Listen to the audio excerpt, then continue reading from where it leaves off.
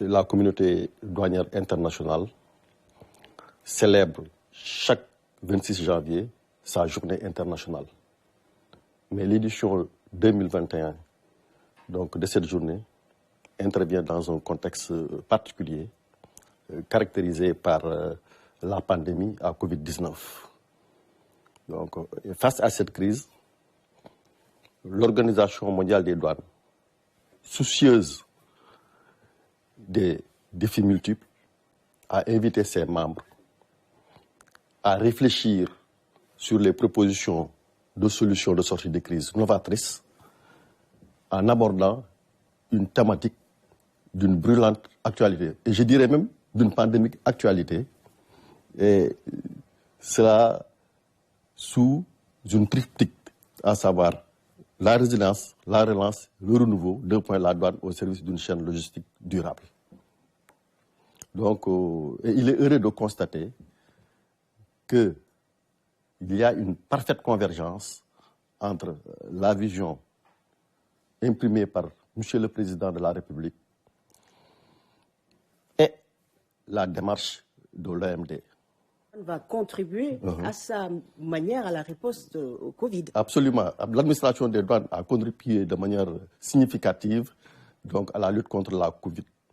Donc, vous n'êtes pas sans savoir qu'il y a un programme de résilience économique et sociale qui a été mis en œuvre, suivi d'un programme de relance de l'économie nationale. Et l'administration des douanes a mis en œuvre un plan d'action articulé autour de 14 mesures.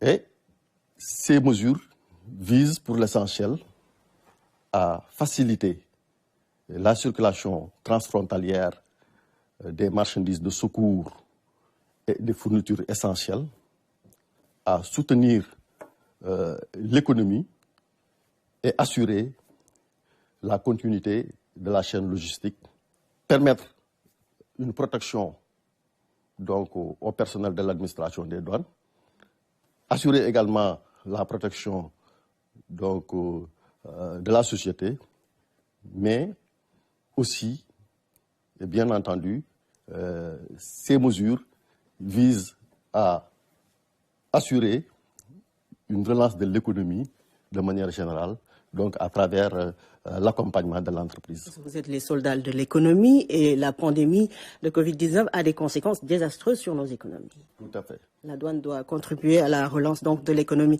Justement, quel est le bilan de la douane pour l'année qui vient de s'achever au niveau des recettes douanières? Ouais, en fait, vous n'êtes pas sans savoir qu'au soir du 31 décembre 2020, les liquidations donc, de la direction générale ont atteint un niveau historique en franchissant la barre symbolique des 1000 milliards. Et en dépit donc, de la conjoncture de crise qui se caractérise par une baisse substantielle des mises à la consommation directe de marchandises par rapport à l'exercice précédent, l'administration des douanes a réussi à être au rendez-vous avec un glissement de plus de 35 milliards.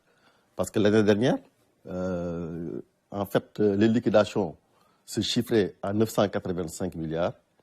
Et aujourd'hui, ces liquidations donc, sont à un niveau de 1020 milliards.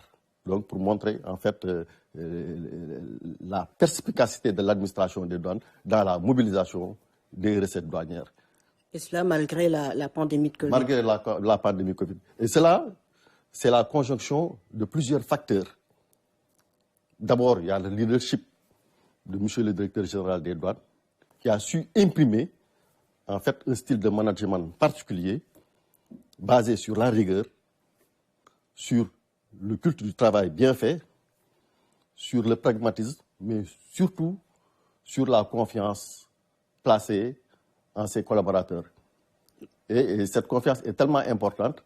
D'ailleurs, un joueur américain du nom de Bud Wilkinson disait que la confiance est le ciment invisible qui conduit une équipe à gagner.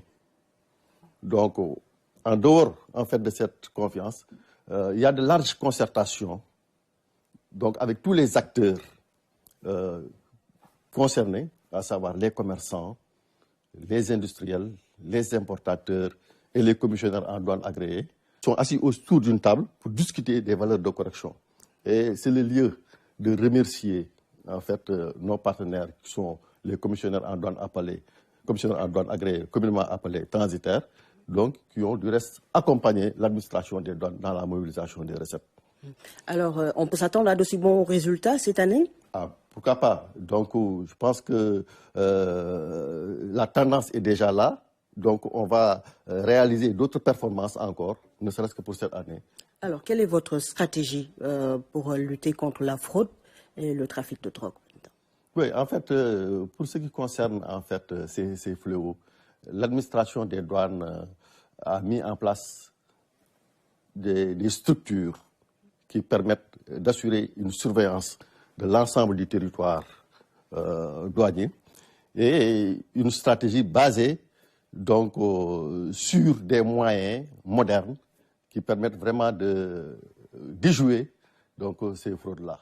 Et vous n'êtes pas sans savoir que cette année, des résultats notables ont été enregistrés dans le cadre donc, de la lutte contre la criminalité transnationale organisée. Pour preuve, pour cette année, 13 tonnes de chanvre indien donc, ont été saisies par les agents des douanes. Donc, pour l'année 2020. Pour l'année 2020. Alors, vous utilisez des technologies de pointe dans vos missions. Où en est le système Gaindé? Est-ce que vous avez pu avoir des partenariats avec les pays limitrophes pour travailler dans ce sens? Tout à fait. Le système Gaindé se porte à merveille. Et d'ailleurs, en sus donc, de ce système Gaindé, il y a d'autres applications qui se sont greffées donc, pour permettre une meilleure facilitation des échanges. Et pour preuve, ce qu'on appelle la gestion électronique des données et la gestion électronique, effectivement, donc, des documents, tout ça participe en fait du souci donc, de moderniser l'administration des douanes. Et dans le cadre de ces partenariats, vous avez pu former les douaniers de la Guinée-Bissau. Tout à fait. Et ce partenariat continue son bonhomme de chemin.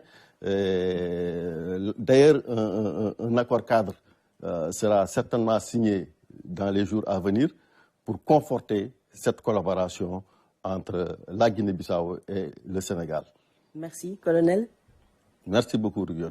Colonel Papa Ndiaye, directeur de la réglementation et de la coopération internationale de la douane. Je rappelle que la journée internationale de la douane sera célébrée demain.